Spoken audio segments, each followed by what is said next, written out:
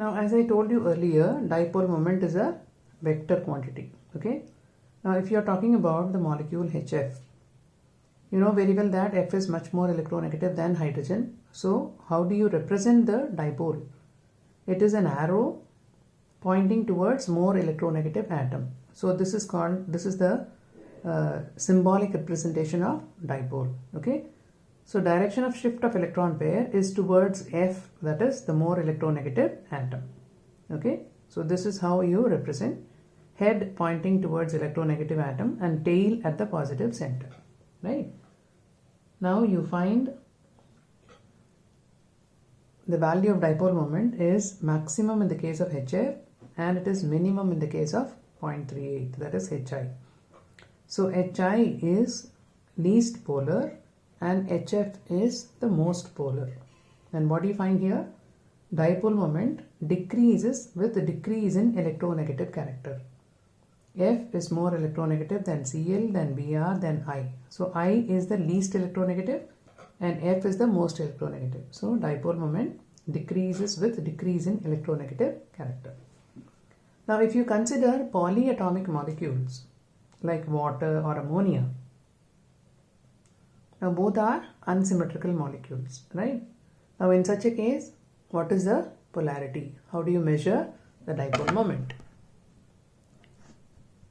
Now, here O is more electronegative, so the dipole is pointing towards oxygen on both the sides.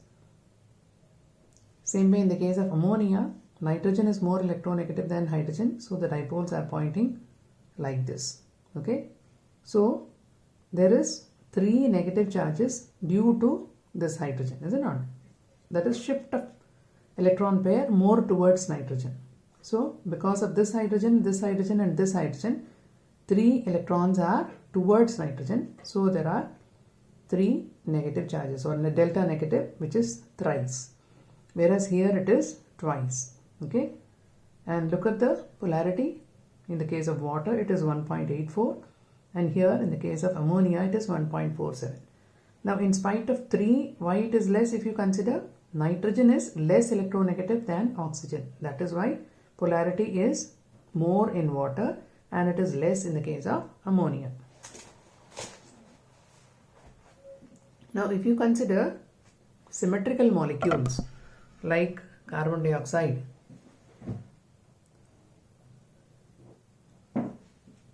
mu is equal to 0 because the dipoles, they are moving in opposite direction and they cancel out each other. So, mu is said to be 0.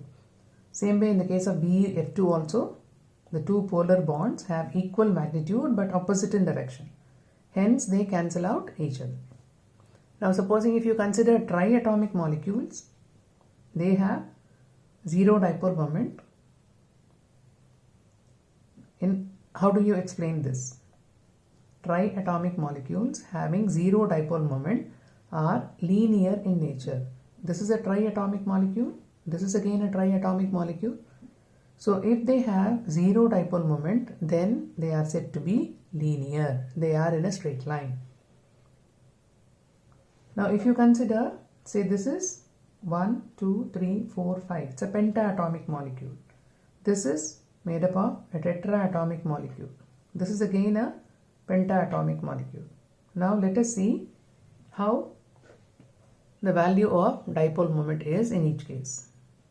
Now, carbon is more electronegative than hydrogen. So, all the dipoles are pointing towards carbon. Okay.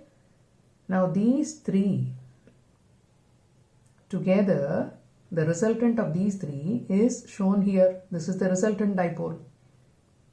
Okay.